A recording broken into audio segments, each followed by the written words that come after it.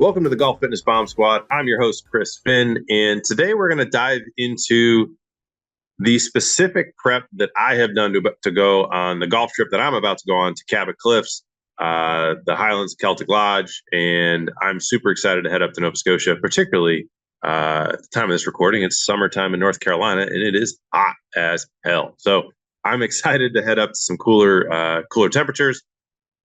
But for the goal of today is I want to really kind of talk to you about how I've prepped for it and kind of give you an idea of the types of things that you can do to be successful if you have a big golf trip coming up. Maybe you're just playing multiple days in a row in a club championship or a member guest. I'm going up, I think it's 9 days, and believe we're playing like 16 rounds. And we're walking everything. So a lot of golf coming my way. So you obviously have to get in shape for that. So basically, what I'm going to do is just walk you through what I've done, and hopefully you can take some nuggets and maybe some areas maybe you've missed in your prep, or things that maybe you never thought of. But hopefully this helps you out. So the first thing I do is obviously I go through the home assessment in terms of I make sure that I have good hip, shoulder, trunk, and neck mobility. I just work on maintaining that on a daily basis. If you're looking to go on a trip and maybe you've not done anything like that, then that's the first place I would start, is making sure you get your rotary centers in order. That is the foundation of the house when it comes to playing a lot of golf and kind of thriving on a high volume trip. With going up to there, I believe we got to connect. So it's 2 flights, and then it's like a 5-hour drive to get out there because it's out in the middle of nowhere. So a lot of sitting, and then going to play a ton of golf. So the better shape you can have your body coming into that, the more likely you are to, feel good the entire trip that you're there. Now, the mobility is kind of something that so every day, 10, 15 minutes, just hitting the hot spots, particularly those rotary centers. Now, what I've also done is I have cycled my training to peak for this so that my body is as fresh as possible. So basically think the 6 weeks prior to today, I have been doing basically 4 sets of 3. So I've been doing a much higher percentage in the weight room of load, so that I'm not doing as many reps, so that I'm more fresh. Right. I also been playing competitively throughout, so it helps me to be fresh as I'm competing.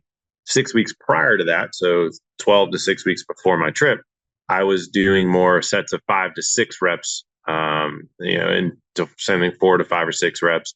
Still, so working more kind of on max strength, and basically starting to come down to the very, very much kind of max force output. 6 weeks prior to that, so 18 to 12 weeks out, I was doing high volume, so 10 to 12 reps in a set, 30 plus reps of an exercise. So obviously lighter weights, but more reps, and that was because that was back kind of before the season had started, and I knew that I wanted to feel really good coming into this trip. So I'm a little anal like that, where I'm going to plan that far out and cycle it in so that coming up to this trip, I'm like in as good shape as I could possibly be. And then honestly, I'm fresh, because 16 rounds in 9 days is a lot of golf, particularly when you're walking it off, right? Not to mention probably not going to bed the earliest, right? You're not going to necessarily be eating the normal food I eat. So there's a lot of kind of uncontrollables that there'll be. So that's kind of what on the weight. So if you think of kind of your strength level, so you have your mobility level, that maintaining those rotary centers on a day-to-day basis. Then you have your strength level on top of it.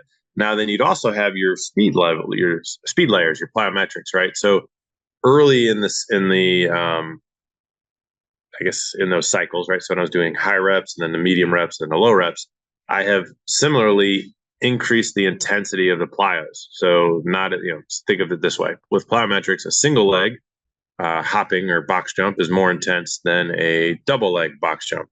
And jumping up onto a box is less intense than jumping off of a box, right? That's because plyometrics is all about absorbing the nervous system having to absorb the impact. So I have also cycled those, right? So that I'm becoming more intense. So I'm not doing as many, but more intense to keep the nervous system input as high as possible. And then from a speed, like a swing speed, so specific speed training side of things, more speed training, like dry swings and those sorts of things earlier in the process. As we've gotten to this last phase, the last 6 weeks, I've been playing a lot of tournaments, right? So I haven't necessarily done a ton of speed training other than once a week at the range. I may, do 30 swings kind of with a driver, hitting balls as hard as I can, not necessarily worrying about where it goes, just to try to maintain the force output up while I'm playing a lot of golf. But really what has happened as you get closer to the big trip, if you've done all the work prior, you're actually kind of tapering, similar to what you'd see in like a marathon training program, right? Or if you're running a 5K or a 10K, whatever it may be, we have a couple long weeks, then you really kind of taper. So, hopefully that helps kind of give you a sense of terms of what I've been doing and what you should think about doing from a mobility standpoint, from a strength standpoint, and then from a nervous system plyometric, and then a specific speed, which is actually swinging the clubs, kind of leading up to a big trip like this. Now, if we're training our professional athletes, this is the tough part with working with professionals, or even as an amateur, you may have multiple, quote unquote, majors that come up, right? And so we'll do little micro cycles, right? So we'll maybe do 3-week cycles instead of 6-week cycles, or we may just then I think that's where the customization of the programming comes in. But hopefully this gives you a little bit of an idea of the types of thoughts that you should have when you're designing the programming. Now, types of exercise, obviously, strength-wise, I am definitely have the core 4 of bilateral pulls, bilateral hinge, so squat, deadlift, bilateral knee, right? So that'd be knee dominant, which is squatting. So squatting, hinging, pulling, and pushing, right? So like a bench press for pushing, pull-ups, lat pulls, seated rows, and then I'm also, I personally have had difficulties with strength left side versus right side. So I've done some, obviously been doing unilateral to make sure that we're not, unbalanced in terms of too much, to make sure there's not too much imbalance so that we're at injury. We've actually did a study where it's actually beneficial for club head speed to have a little bit of imbalance one side to the other. But if you get too imbalanced, then obviously then there becomes injury. Now let's talk about on the trip, because on the trip, and we have an episode coming up where I'm actually going to, we're on the trip, and me and my buddy is actually kind of talking about it. It's a fun episode, so definitely be on the lookout for that.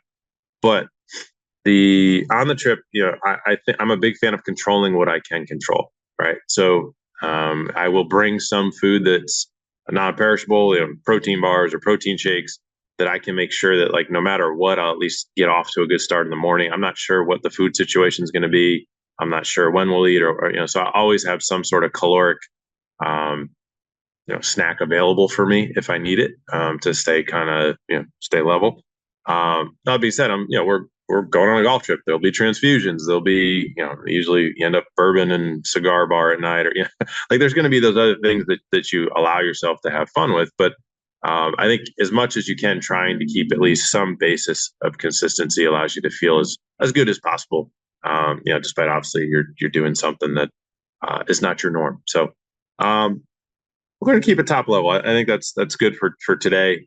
If you have questions, you want to learn more about the kind of stuff that you got a trip coming up, maybe you want to learn more about any of the different deep dives maybe into the strength side, mobility side. How do you program? How do you periodize different stuff? This is obviously very top level, but let me know. Let us know. Comment, shoot us notes. We're always looking for ways. We want these episodes to be as valuable as possible for you, so that you don't go on a trip, don't go to member guest, and be a ticking time bomb that you didn't know, and you explode and you're hurt and you can't enjoy the trip with your buddies. So, as always, thanks for hanging out with me here on the Golf Fitness Bomb Squad. Hopefully, we diffused a few myths, dropped a little knowledge for you.